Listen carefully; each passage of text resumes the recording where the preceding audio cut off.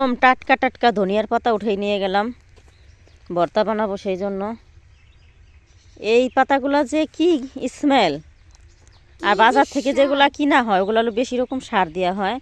তো নিজেকে খেতে অল্প স্বল্প লাগানো হয়েছে, মানে খাওয়ার জন্য, আর অল্প কিছু উঠে বিক্রি করা হয়। তো এগুলা খুব সুন্দর।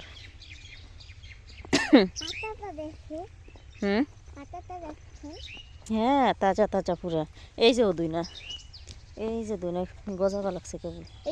আবার কত জায়গা বড় বড় পাতা হয়ে গেছে, আবার কত জায়গা কি পাতা না দিয়ে খা খা। এই যে কত জায়গা হচ্ছে কি গজাইতেছে মাত্র, আবার কত জায়গা বড় বড় হয়ে গেছে। আমাকে তো অনেক বড় হয়ে গেছে। এই যে হাতের ডাইনি বাই, এগুলা সব রসুনের ক্ষেত, এগুলো সম্পূর্ণ রসুনের ক্ষেত। এই জন্য হচ্ছে কি আমাদের এলাকায় মশলাপাতির দাম একদমই কম। একদমই কম বলতে এখনও হচ্ছে গিয়ে 240 টাকা হচ্ছে গিয়ে রসুনের দাম, একদম কম। মানে আমাদের দেশে হয় বলে একদম কম, রসুনের কেজি এখন মাত্র 240 টাকা। এই হচ্ছে পরিস্থিতি। তো আমাদের এলাকায় হওয়ার পর হচ্ছে গিয়ে মানে সেল করে ফেলায়, আর দু একজনরা রাখে, আর বেশিরভাগ হচ্ছে গিয়ে সঙ্গে সঙ্গে সেল করে ফেলায়। তো ওরকমভাবে মানে দাম পায় না। আর আমার মতো যারা, তারা হচ্ছে গিয়ে আগে খাওয়ার জন্য লাগে যদি 2 মণ, খাওয়ার জন্য রাইখে দেয় 5 মণ। আমি ওই পথে যাবো, আমাকে ওই পাথর বইতে যাবো। আমার প্রতি বছর পেঁয়াজ 2 মণ হইলে হয়ে যায়, সেই জায়গায় আমি রাখছি 5 মণ। এখন আমার পেঁয়াজই হচ্ছে গিয়া খুশা হয়ে গেছে, ভিতরে কিছু নাই, খালি আছে কয়েকটা খুশা। মানে আমি ব্যাকুল হয়ে গেছি যে কি হইলো এটা। বাবা কইছিল বেচে ফেলা তাড়াতাড়ি, মানে খুশা হওয়ার আগে, কিন্তু আসলে আমি বুঝতে একদমই চেষ্টা করি নেই, এর জন্য ধরা খাইছি। কি সুন্দর ফুল গাছ হইতেছে, গাঁদা ফুল, গেন্দা ফুল, গাঁদা ফুল মনে হয় একই না কি জানি না আমি। আর এই যে হচ্ছে গিয়ে গমের ক্ষেত। আলহামদুলিল্লাহ আমাদের দেশে সবই আছে, মন ভরে যায়। হ্যাঁ, থাকলে থাকতে পারে, আমি শিওর না।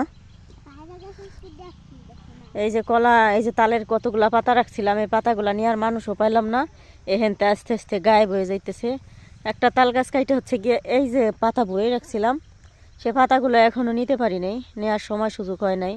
বিশেষ করে আমি নিতে পারি না, ওই জায়গা থেকে কেটে, মানে তাল গাছ কাটা পর হচ্ছে গিয়ে এখানে এনে রাখছিলাম, এই পর্যন্ত আনতেই আমার জীবন শেষ। এই যে আমাদের শাকের বই, কলাই শাক যাকে বলে, মটর না কি জানি, খেসারি কলাই শাকের, মানে শাক খাওয়ার জন্য অল্প একটুখানিতে কলাই বুনছি, তো কয়েকদিন পরের থেকে শাক খাইতে পারবো। আর এই যে কিছু রসুন, তো আমার এই জায়গায় রসুনটা ভালো হয় নাই, বাড়ির সামনের রসুনটা ভীষণ ভালো হয়েছে। এই জায়গায় রসুনের বই হচ্ছে গিয়ে যারে নিরাইতে দিছিলাম, সে হচ্ছে ব্যাগার দিছে, ব্যাগার এমনভাবেই দিছে মানে রসুন গাছ তুলে ফেলাইছে। এখন গাছগুলো হচ্ছে মরে গেছে।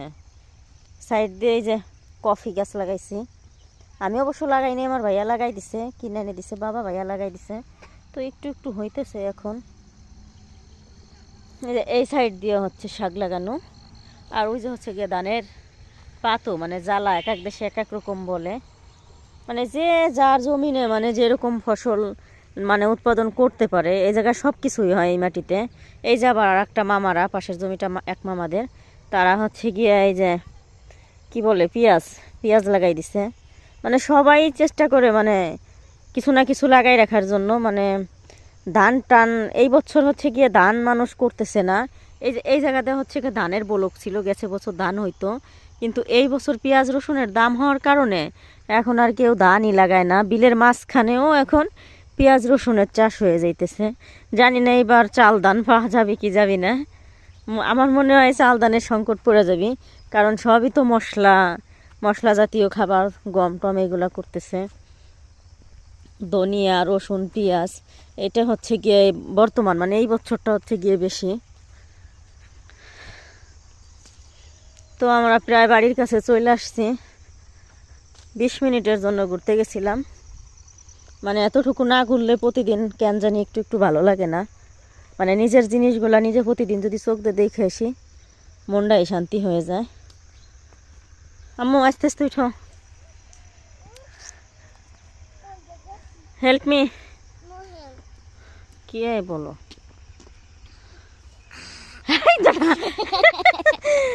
ওরে কইছি হেল্প মি, আমার হাত না ধরে ও ধুন ইয়া কি জানি বলে, ধনের পাতা ধুন দেল কবা লাগছে, ধনের পাতা ধরে টান দিছে।